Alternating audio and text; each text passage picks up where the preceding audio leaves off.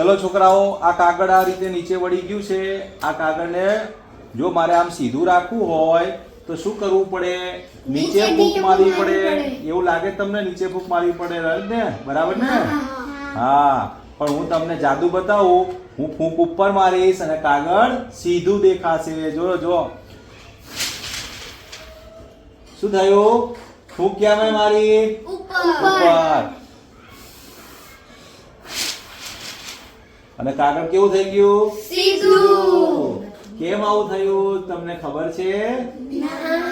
ચલો હું તમને કારણ સમજાવું કે જ્યારે આપણે ઉપર ફૂંક મારીએ ને ત્યાં આગળ હવાની ઝડપ વધી જાય, અને હવાની ઝડપ વધી જાય ત્યાં દબાણ ઘટી જાય, અને એની સાપેક્ષે નીચે હવાની ઝડપ ઓછી હોય અને એટલે દબાણ વધુ હોય.